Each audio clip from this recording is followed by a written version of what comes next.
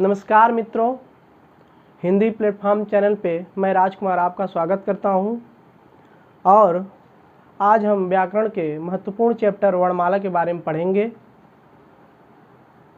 जो कि व्याकरण का सबसे महत्वपूर्ण चैप्टर माना जाता है और सभी परीक्षाओं में यहाँ से प्रश्न आते हैं, चाहे वह यूपी हो या यूपीपी हो या आपका टीजीटी पीजीटी हो, सभी जगह यहाँ से प्रश्न पूछे जाते हैं। वर्णमाला को हम आसान से आसान तरीके से सीखने का प्रयास करेंगे। तो आइए वर्णमाला पढ़ने से पहले हम कुछ छोटी छोटी चीज़ों को जान लें कि ध्वनि क्या है, वर्ण क्या है, अक्षर क्या है, शब्द क्या है। तो ध्वनि भाषा की सबसे छोटी इकाई मानी जाती है और भाषा की इसे हम आधारशिला कह सकते हैं। इसके बाद वर्ण, भाषा की सबसे छोटी इकाई, भाषा की सबसे छोटी इकाई क्या कहलाती है? ध्वनि। ध्वनि के लिखित रूप को हम ध्वनि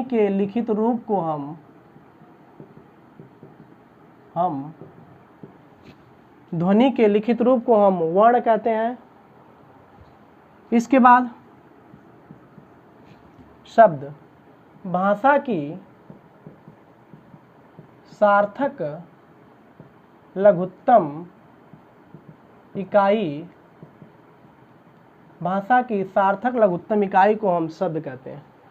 देखिए, वर्ण और अक्षर, कुछ लोगों का मानना होता है कि वर्ण और अक्षर एक ही होते हैं, लेकिन वर्ण और अक्षर में अंतर होता है।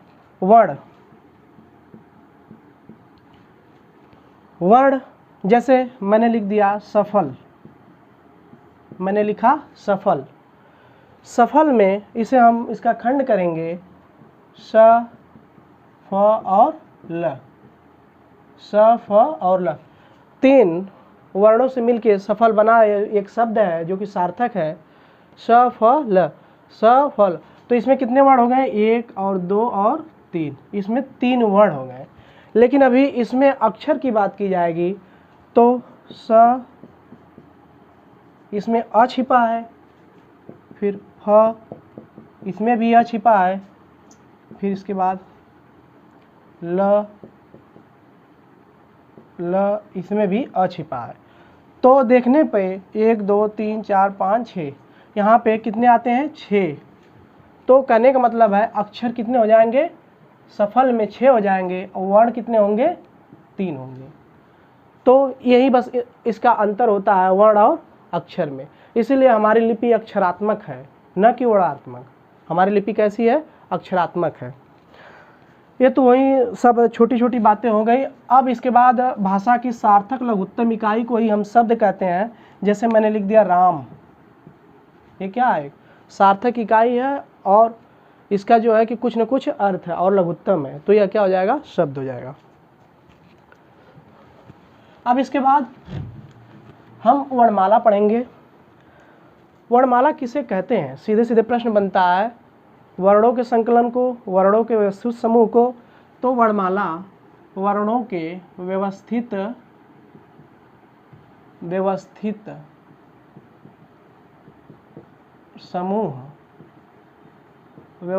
समूह को वर्णमाला कहते हैं। वर्णमाला में कितने वर्ण होते हैं? 52। कितने वर्ण होते हैं? 52। वर्णमाला को 2 भागों में बांटा गया है। 2 भाग कौन कौन से हैं? स्वर और व्यंजन। स्वर और व्यंजन। देखिए, प्रश्न बनता है कि हिंदी लिपि में या देवनागरी लिपि में कितने स्वर होते हैं? तो आप कहेंगे 11। इसके बाद व्यंजन कितने होते हैं? 33। स्वर कितने होते हैं? 11 होते हैं। और व्यंजन कितने होते हैं? 33। स्वर किसे कहा जाता है, व्यंजन किसे कहा जाता है? तो जब हम जैसे मुख के 6 भागों से जो है कि वर्णों का उच्चारण होता है, तो जब हम किसी चीज़ का उच्चारण करेंगे, मान लीजिए स्वर का उच्चारण कर रहे हैं और अबाध गति, जिसमें कोई रुकावट न हो, तो वह क्या कहलाएगा? स्वर कहलाएगा। अर्थात आप इस तरह कह सकते हो, स्वतंत्र रूप से बोले जाने वाले वर्ण को हम स्वर कहते हैं। स्वतंत्र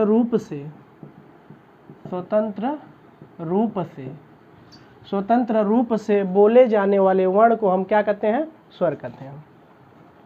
स्वरों की संख्या मैंने बताई 11, सीधे सीधे पूछा जाता है स्वर कितने हैं, तो 11।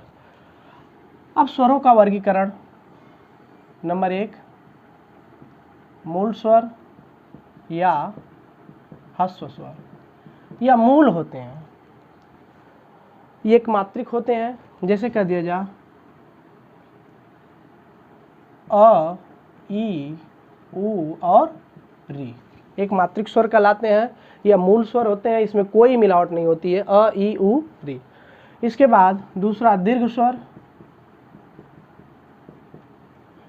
दीर्घ आ, दीर्घ ई और दीर्घ उ।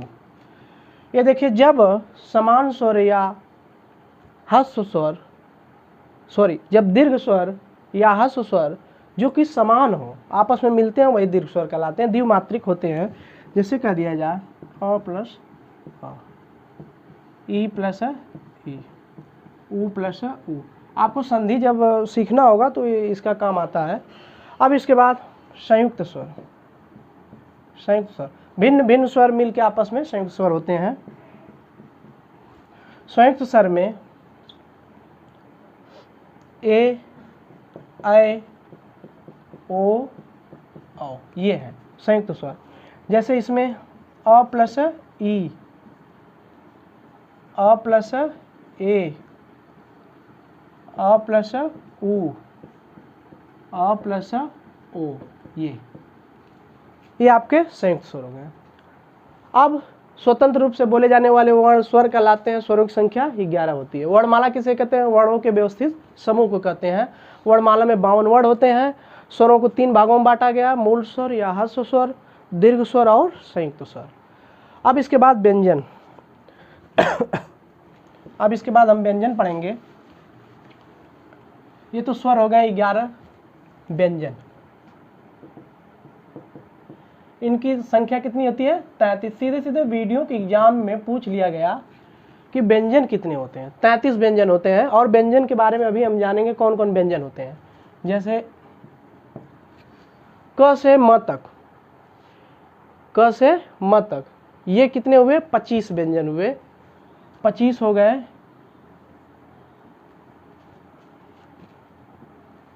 और ये क, ख, ग, घ, अंगा, च, छ, ज, झ, इया, ये आपके कितने हुए? 25 हो गए। व्यंजन होते हैं 33, ये 25। इन्हें हम कहते हैं स्पर्श या वर्गीय व्यंजन। देखिए, व्यंजन की परिभाषा कभी कभी पूछी जाती है कि व्यंजन किसे कहेंगे। तो व्यंजन जो होते हैं स्वरों की सहायता से बोले जाते हैं। आप जब तक किसी न किसी स्वर का साथ ना हो तो आप व्यंजन को उच्चारण नहीं कर पाएंगे। तो आपको कहीं न कहीं व्यंजन का उच्चारण करने में स्वरों की सहायता ली जाती है। इसीलिए कहा जाता है कि स्वरों की सहायता से बोले जाने वाले वर्ण को हम व्यंजन कहते हैं। तो व्यंजन 33 होते हैं, जिसमें 25 स्पर्श या वर्गीय व्यंजन। इसके बाद अंतस्थ व्यंजन, य, र, ल, व, इनकी संख्या कितनी होती है? 4। अंतस्थ व्यंजन, इनकी संख्या 4। ये स्पर्श या वर्गीय व्यंजन 25 हो गए और ये 4, 25 4 29। अब इसके बाद ऊष्म व्यंजन, इनकी संख्या स, श, श और ह।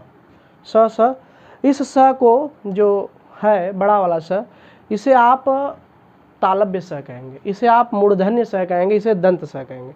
इनकी संख्या कितनी हो जाएगी? 4। तो 25 स्पर्श या वर्गीय व्यंजन और अंतस्थ जो है 4 हैं। इसके बाद ऊष्म व्यंजन कितने हैं? 4। 25 4 29 4 33। यही आपके मूल व्यंजन है, इसके अलावा कुछ नहीं है।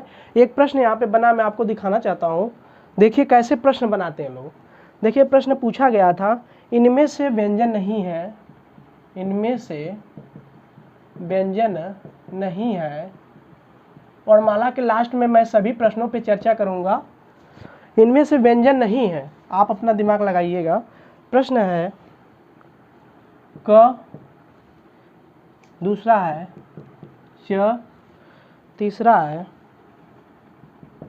त, चौथा ऑप्शन है छतरी वाला। अच्छा, अब देखिए मैंने व्यंजन बताया 33 होते हैं, ये बताया कि 25 स्पर्श या वर्गीय व्यंजन, अंतस व्यंजन 4 हो गए और उसमें व्यंजन 4 हो गए, इसकी संख्या 33 हो गई। जब ये 33 हो गए तो अब आप इसमें से दिमाग लगाइए कि कौन सा व्यंजन नहीं होगा। क तो यहाँ पे आपको मिल गया, च भी आपको मिल गया ये, और इसके बाद त भी मिल गया आपका ये। स्पर्श या वर्गीय व्यंजन से ही 3 हो गए, ये चौथा ऑप्शन आपका क्या, ये संयुक्त व्यंजन है, न कि व्यंजन है। वीडियो के एग्जाम में सीधा सीधा पूछ लिया गया। अभी हम सभी पेपर दिखाएंगे, यूपी टेट्स में जो प्रश्न आते हैं और इसके बाद यूपी टीजीटी में जो जो प्रश्न जहाँ जहाँ से आते हैं। अब इसके बाद ये तो व्यंजन हो गए 33। अब देखिए आपको स्वर पता चल गया कि स्वर 11 होते हैं और व्यंजन आपके कितने होते हैं 33, लेकिन वर्णमाला में 52 वर्ण होते हैं। आपको जानना है कि वह 52 कौन कौन है। अब इसके बाद जो कुछ नई ध्वनियाँ हैं, कुछ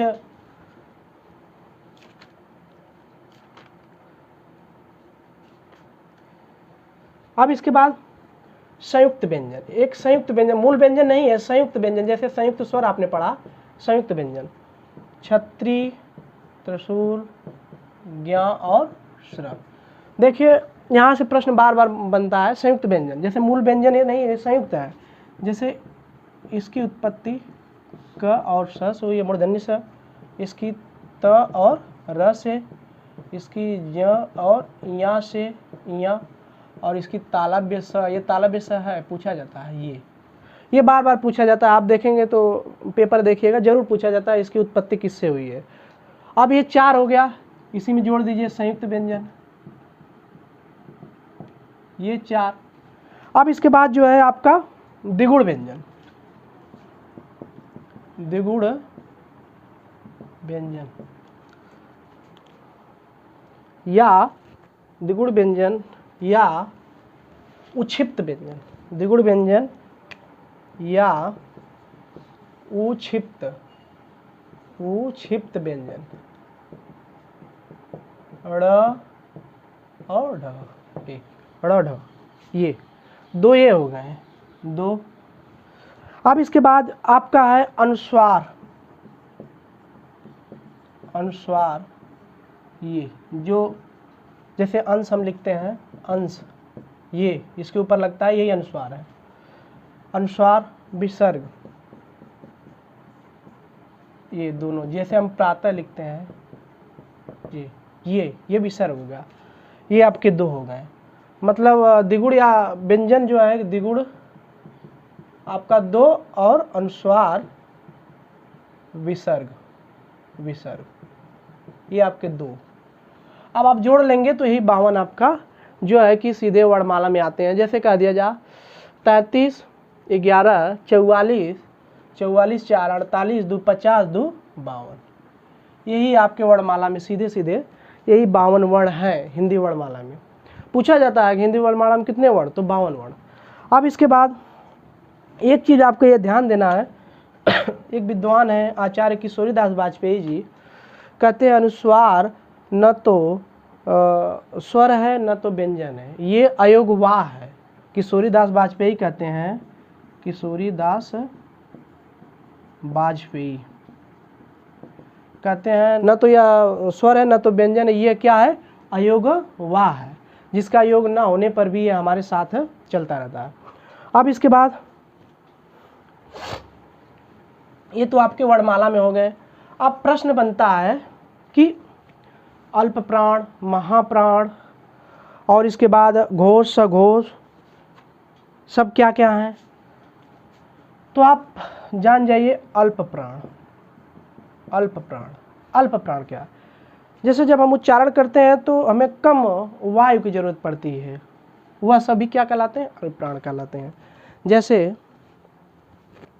प्रत्येक वर्ग का जैसे ये क वर्ग है, ये वर्ग है आपका, क वर्ग, च वर्ग, ट वर्ग, त वर्ग और प वर्ग, तो प्रत्येक वर्ग ये इनका वर्ग है ये, तो प्रत्येक वर्ग का पहला, ये आपका ये पहला, तीसरा और ये पांचवा, प्रत्येक वर्ग का पहला, तीसरा, पांचवा, प्रत्येक वर्ग का पहला, तीसरा और पांचवा वर्ण।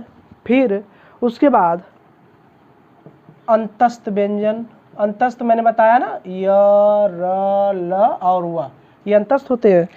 फिर इसके बाद सारे स्वर, सारे स्वर। इसके बाद यही सब क्या है, अल्प प्राण। सारे स्वर में आपके सभी 11 स्वर आएंगे, अल्प प्राण कहलाते हैं। अल्प प्राण में पहला, तीसरा, पांचवा, फिर अंतस्थ व्यंजन में य, र, ल, व और सारे स्वर में आपके सभी 11 स्वर आ जाएंगे, यही सब क्या कहलाते हैं, अल्प प्राण। अब बात आती है महाप्राण। महाप्राण पहला, तीसरा, पांचवा आपने अल्प प्राण है, तो जो बचेगा जैसे ये दूसरा और चौथा, दूसरा वर्ण पूरे ग्रुप का दूसरा प्लस चौथा अक्षर और ऊष्म व्यंजन, ऊष्म व्यंजन, ऊष्म व्यंजन तालव्य स और हाँ, ये ऊष्म व्यंजन है। ये सब आपके क्या कहलाते हैं, महाप्राण कहलाते हैं। इसके बाद ये आपका दूसरा चौथा अक्षर प्लस ऊष्म व्यंजन, दूसरा चौथा ये दूसरा, ये पूरा आपका और ये आपका ऊष्म व्यंजन स ह, ये आपके क्या कहलाते हैं, महाप्राण। तो आपका अल्प प्राण कन्फर्म हुआ और महाप्राण। अल्प प्राण में पहला, तीसरा, पांचवा, फिर अंतस्थ व्यंजन, फिर सारे स्वर, ये अल्प प्राण है। और दूसरा, चौथा, फिर ऊष्म व्यंजन, ये सब के क्या है, महाप्राण है। अब इसी जब बात आती है घोष और सघोष की। घोष, घोष या सघोष। घोष सघोष क्या है, प्रत्येक वर्ग का, मैंने बताया क वर्ग के अंतर्गत क, ख, ग, घ अंगा पूरे यहाँ आएंगे, च वर्ग के अंतर्गत च, छ, ज, ज यहाँ पूरा आएगा।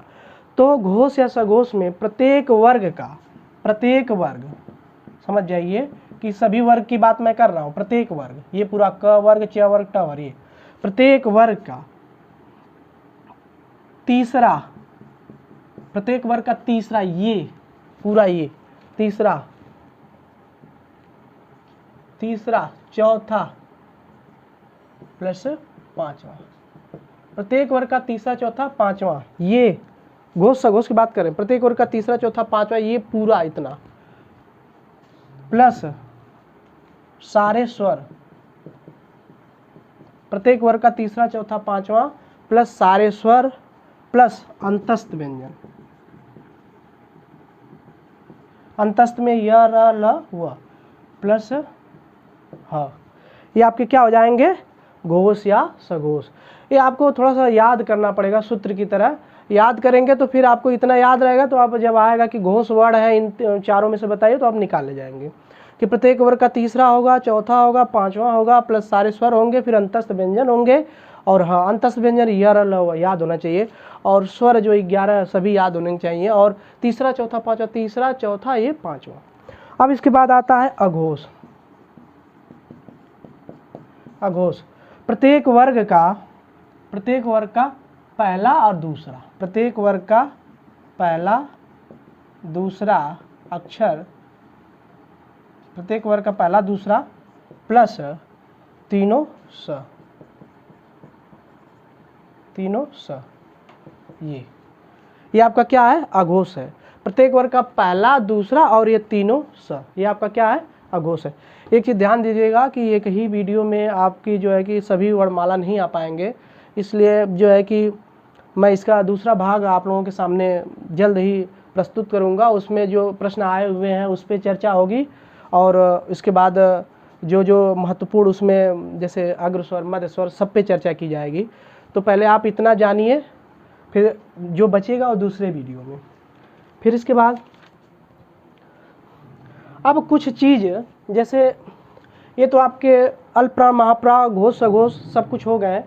अब जो है कि कुछ चीज़ें जो प्रश्न सीधे सीधे पूछते हैं कि आगत व्यंजन क्या है, पार्श्विक व्यंजन क्या है, प्रकंपित या लुंठित व्यंजन क्या है, उनके बारे में हम सीधे सीधे जानेंगे।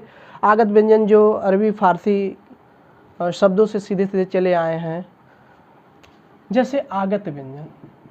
आगत व्यंजन जान जाइए, बस याद करना आपको कि आगत व्यंजन क्या है। तो ज और ये फ, आगत व्यंजन ज फ। इसके बाद आपका पार्श्विक व्यंजन पूछा जाता है, पार्श्विक व्यंजन। पार्श्विक व्यंजन ये आपका क्या है, ल। पार्श्विक व्यंजन ल। प्रकंपित या लुंठित व्यंजन, प्रकंपित या लुंठित व्यंजन ये आपका क्या है, र। आप देखेंगे तो कहीं न कहीं सभी पूछे गए हैं। आगत व्यंजन क्या क्या है, पार्श्विक व्यंजन क्या है, प्रकंपित या लुंठित व्यंजन क्या है। इसके बाद स्पर्श संघर्षी व्यंजन।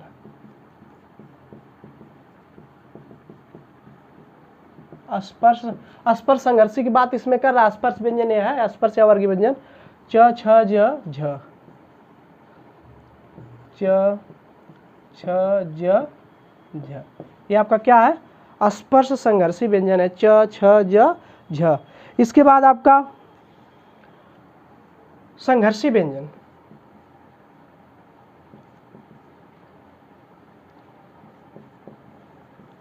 संघर्षी व्यंजन। संघर्षी व्यंजन में तालव्य स, मूर्धन्य स और ये दंत स। देखिए पूछा जाता है, आप याद कर लीजिएगा, इसे तालव्य स कहते हैं। इसका उच्चारण तालु से होता है, तालव्य स। और ये जो है ये मूर्धन्य स, और ये आपका जो छोटा वाला स इसे दंत, इसका उच्चारण दंत से किया जाता है, दंत स। अब आइए, एक बार बार पूछा जाता अर्धस्वर क्या है, अर्धस्वर। ये जफ है ना आपका आगत व्यंजन, अर्धस्वर ये भी पूछा जाता है, अर्धस्वर क्या है, य और व, ये आपका अर्धस्वर है, अर्धस्वर य और व। अब वर्णों का उच्चारण, वर्णों का उच्चारण, वर्णों का उच्चारण, इसमें वर्णों का उच्चारण में सभी वर्ण के बारे में पढ़ा जाएगा, फिर स्वरों के उच्चारण के बारे में पढ़ा जाएगा। जैसे मुख के खुलने के आधार पर, मुख के अग्रभाग से, तो सभी इसके बाद नेक्स्ट वीडियो में आपके पढ़ी जाएगी कि वर्णों का उच्चारण कैसे होता है, जो कंठ से किसका होता है, कंठ तालु से किसका होता है, सबके बारे में पढ़ा जाएगा। तो जो है कि इसके बाद का वर्णों का उच्चारण आपके नेक्स्ट वीडियो में। धन्यवाद।